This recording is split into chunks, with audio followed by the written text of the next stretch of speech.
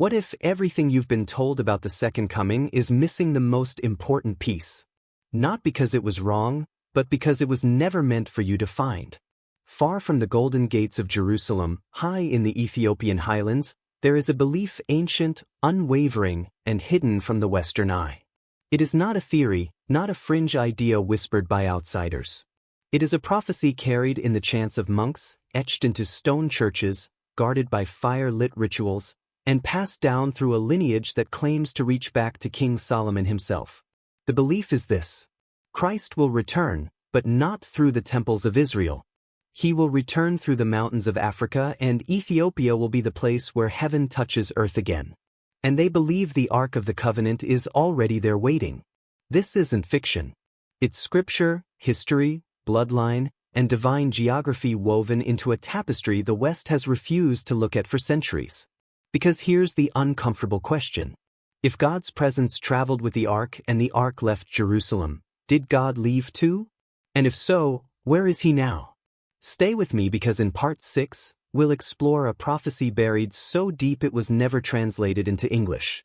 A prophecy from one of Ethiopia's forbidden manuscripts that may explain why the true countdown to Christ's return isn't on your calendar, but on theirs.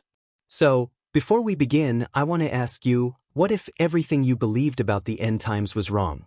Type that in the comments. Let it sit with you.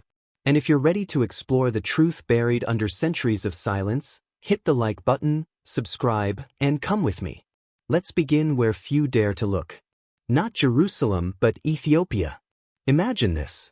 A queen draped in silk and gold, riding a caravan across the burning sands, carrying questions no man had dared ask.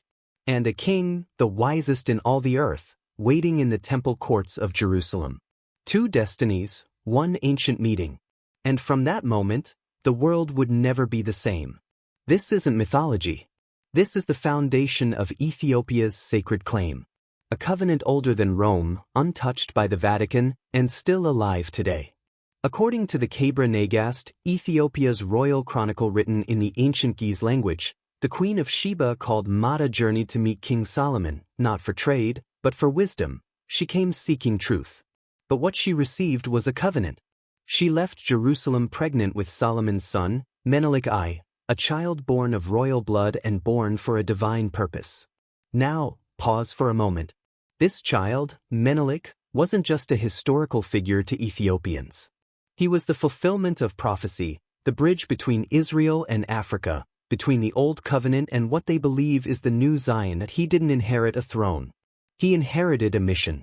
And when Menelik came of age, he returned to Jerusalem, but what he brought back changed the fate of a continent. The story goes that he took with him the Ark of the Covenant, either with Solomon's blessing or without it, depending on which scroll you read.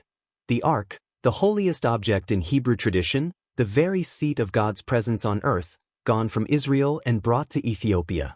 Now, whether you believe the story as literal history or living legend, you can't ignore what it represents. A spiritual relocation, a shift in divine gravity from Jerusalem to Aksum. Because if the Ark of the Covenant, the throne of God, truly resides in Ethiopia, then Zion has moved. Zion in Ethiopian tradition is not just a hill in Jerusalem. It is the place where God chooses to dwell, and they believe he dwells with them. That's why Ethiopia doesn't just honor its connection to Israel. It embodies it. From the observance of kosher-style dietary laws to the celebration of Old Testament festivals like Sig to the ancient liturgies still chanted in the Ge'ez tongue. The Ethiopian Orthodox Church sees itself not as a branch of Christianity but as a continuation of the covenant. And here's the part that will leave you wondering. What if God never intended Zion to stay in one place? What if he moved it quietly, intentionally away from empire, away from corruption, into the hands of those who would protect it, not profit from it? In part 2, we'll travel to that very place where a single monk in silence and solitude guards what might be the holiest object on earth. But ask yourself this before we go. If the Ark left Israel, did God leave too? What if the most sacred object in biblical history has been hidden in plain sight? Not in a museum, not in the Temple Mount, but inside a small, unassuming chapel, guarded not by armies, but by one man who will never leave its side until he dies. That's not the beginning of a novel. That's real Ethiopia. Welcome to Axum, an ancient city that once rivaled the great empires of Rome and Persia. And in the heart of Axum sits the Church of Mariam Tayan, Saint Mary of Zion. To the Western world, it may seem like just another old church, but to Ethiopians, this is the holiest ground on earth because here they believe rests the Ark of the Covenant. Yes, that Ark, the golden chest described in Exodus 25, the one that held the stone tablets of the Ten Commandments, the one said to be surrounded by angels to bring victory to armies and to strike down those who touched it with impure hands. According to Ethiopian tradition, Menelik I, son of Solomon and Sheba, brought the Ark to Ethiopia nearly 3,000 years ago, and it has never left. Today, it is watched over by a man known simply as the guardian of the Ark, a monk chosen for life, consecrated through ceremony, who is never allowed to leave the chapel grounds. He eats there. He prays there. He dies there. No photos, no tourists, no priest, no patriarch, no president may enter. It's not kept behind bulletproof glass. It's not displayed for fundraising. It is hidden because it is sacred. This silence, this reverence is what separates Ethiopia's claim from every other Ark theory in the world. Hollywood says the Ark was lost. Adventurers say it's buried under Jerusalem or in the caves of Qumran. But Ethiopians never searched because they never believed it was lost. They fast, they kneel, they celebrate Timkit, a festival where priests carry replicas of the Ark through the streets in colorful procession as though the real one were still present. And that's the thing. Maybe it is. Even the British archaeologist Edward Ollendorff, who claimed to have once seen the Ark in 1941, confessed before his death, it is no different from any medieval artifact, but others say he never saw it at all. So, we're left with a sacred paradox, an object of ultimate power protected by humility. But let's ask the deeper question. If the Ark really is in Ethiopia and it truly is the seed of God's presence, then why hasn't the world paid attention? Is it possible that divine things were never meant for display? And more importantly, if God's presence traveled with the Ark, then has God already moved on from the temples we keep building?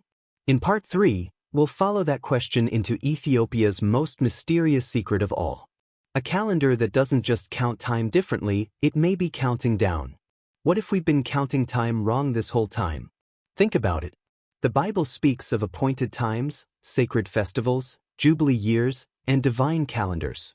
But what if the Gregorian calendar, the one you follow every day, isn't just off by a few years? What if it's misaligned with prophecy itself? Welcome to Ethiopia, where time doesn't tick according to Rome, but according to Revelation. The Ethiopian calendar runs roughly 7 to 8 years behind the Western Gregorian system. At first glance, it may seem like a mere historical footnote, but to the Ethiopian church, this isn't a clerical quirk. It's a spiritual stand. Because their calendar is rooted not in papal edits or imperial decree but in ancient interpretations of the Book of Enoch Jubilees and the GZ Scriptures, it's a calendar that has never been reformed, never bent to empire or enlightenment. It marks not just the passage of time but the rhythm of the divine. In Ethiopia, time is not linear. It's sacred. Each year corresponds to a saint. Each day has its liturgy. And every 50 years, a jubilee, a time of divine release and return, comes not as metaphor, but as cosmic alignment. Now consider this. Many Ethiopian theologians believe that Christ's return will align not with the Gregorian date of Easter, but with an Ethiopian Jubilee year, a sacred window when heaven and earth fall into rhythm once again. Because in the Ethiopian tradition, God does not operate on Caesar's clock, that he keeps his own time. Ecclesiastes 3 verse 1 says, "To everything there is a season and a time to every purpose under the heaven." But if we're living out of sync with God's appointed time, how would we ever recognize the season we're in? Could that be why the rest of the world is spiritually asleep while Ethiopia has remained liturgically awake? When Haile Selassie addressed the League of Nations in 1936, he didn't just speak as a ruler. Many believed he was speaking on God's timeline, a timeline that the Western world simply did not understand. And to this day, Ethiopians continue to observe feasts and fasts on days that heaven supposedly watches most closely. They have not forgotten the time of Enoch, the time of Jubilee, the time of return. But here's the mystery: if Ethiopia has preserved sacred time and that time is now reaching its completion, what exactly are we counting down to? In Part 4 we'll go deeper into that mystery. Because Ethiopia's role in the end times isn't just about dates. It's about pain, exile, and purification. And how centuries of suffering may have prepared this land not for judgment, but for redemption. What if the greatest preparation for glory is suffering? Not the kind that breaks a people, but the kind that forges them in fire. Because if Ethiopia's claim to divine destiny seems bold, it's not rooted in wealth or conquest or empire. It's rooted in something the modern world forgets to honor: endurance. For centuries, Africa has been cast aside, dismissed as the footnote of global history, its people enslaved, its treasures stolen, its voice silenced. And yet, like a candle that refuses to go out in the wind, its faith remained. Ethiopia in particular stood as a paradox. A nation never colonized yet deeply wounded. A kingdom that held on to sacred books while its neighbors burned theirs. A people who fasted, prayed, and kept the Sabbath, not because it was fashionable, but because it was covenant. Psalm 66:10 says, "For you, God, tested us. You refined us like silver." And perhaps no verse better captures the soul of African Christianity. Because for many Ethiopians and for millions in the African diaspora, suffering is not proof of divine absence. It is proof of divine preparation. Slavery, colonialism, exile, all of it in their theology was a refining fire, a purification not just of identity, but of purpose. In one of Ethiopia's lesser-known apocalyptic texts, The Mysteries of Heaven and Earth, there was a prophecy. The light of God shall return to the land of the blacks, and the valleys shall shine before the nations. It's not a statement of revenge. It's a promise of return. And if you look closely, you'll see that this idea didn't stay confined within Ethiopia's borders. In the 20th century, across the Atlantic, a spiritual revolution began to stir. The Rastafarian movement, born in Jamaica but rooted in Ethiopian prophecy, declared Haile Selassie, the last emperor of Ethiopia, to be a messianic figure. To some, he was Christ returned. To others, the forerunner of what's still come. When Selassie was crowned in 1930, he received titles pulled straight from Revelation: King of Kings, Lord of Lords, Conquering Lion of the tribe of Judah. The world saw a political ceremony, but those who knew the scriptures saw a sign. Even Selassie himself, though humble and devout, understood the weight of what he represented. He said, "I am but a man. My loyalty is to Christ." But his bloodline traced back to Menelik, to Solomon, to David. That's why Ethiopia's claim isn't built on fantasy, it's built on history, covenant, and the pain that shaped both. And here's the question that lingers like smoke after the flame. What if Africa's suffering was never punishment, but preparation? What if its spiritual hunger, its sacred memory, and its blood-soaked soil are not signs of loss, but signs of readiness? In Part 5, we go even deeper. Because what if Zion, the temple, the place of divine presence, is not waiting to be rebuilt, but is already alive, carved in stone, beating in rhythm with the prayers of the faithful? What if the third temple has already been built? Not in Jerusalem, not out of limestone or marble, but carved straight into the body of the earth, hidden in the Ethiopian highlands, where faith has outlasted empires. The Western world looks toward the Middle East for signs: temple reconstructions, red hears, ancient stones. But in Ethiopia, they aren't waiting.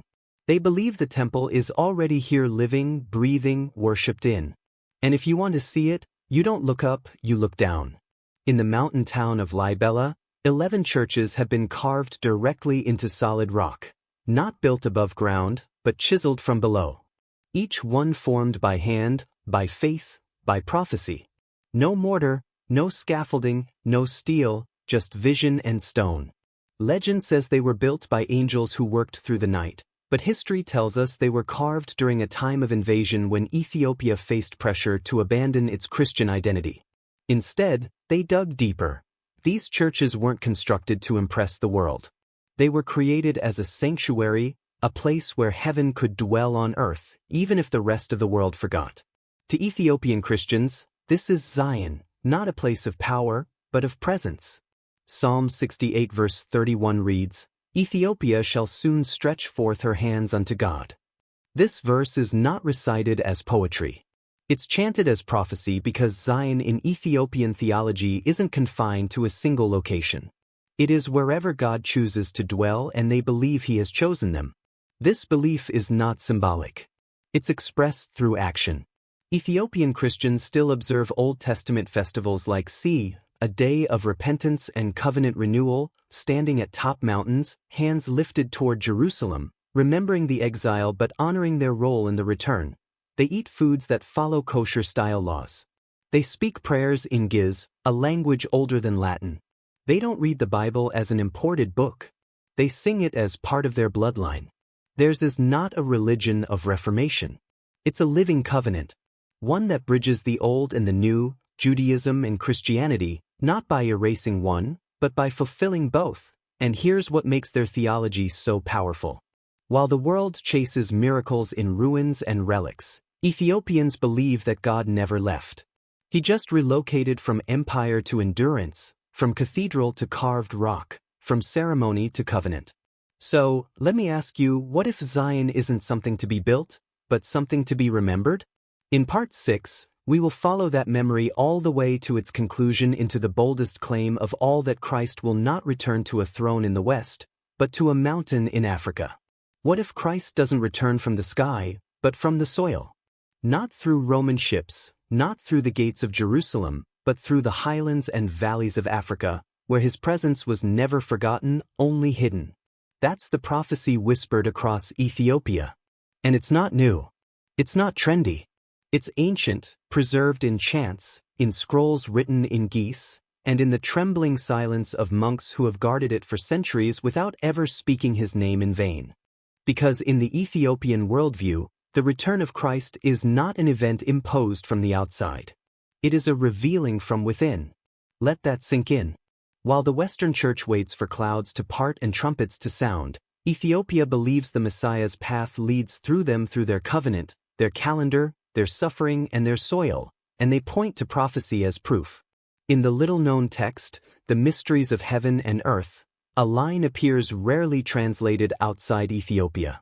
The light of God shall return to the land of the blacks, and the nations shall bow to the mountain of His dwelling.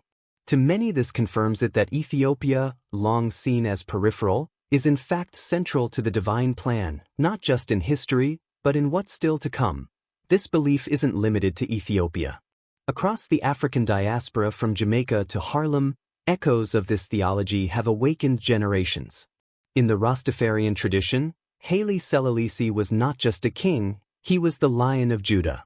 His coronation was not just political, it was prophetic. And although he denied divinity, saying, "I am but a man, my loyalty is to Christ," his bloodline traced to Solomon and David spoke louder than any throne. In 1936, when Selassie stood before the League of Nations after Mussolini's invasion, his words weren't just diplomatic. To many, they sounded like the lament of a prophet, ignored, dismissed, just as Christ was before His crucifixion, and Ethiopia, bloodied but unbowed, became a symbol of divine endurance. Even its calendar, running years behind the West, speaks of a different time, a divine time. Some say when Ethiopia's timeline comes full circle, the world will finally understand. Because maybe Christ doesn't return when we expect. Maybe He returns when the right people are ready, and Ethiopia has been getting ready for over 2,000 years. Through fasting, through chants sung under star-filled skies, through churches carved into rock and scrolls kept in shadow, they've been preparing not for a spectacle, but for a homecoming. So, here's the question. What if the second coming won't feel like an invasion, but like a remembering? Not a conquering king descending from clouds, but a son returning to where he never truly left. To the cradle of civilization, to the mountain of Zion, to Ethiopia.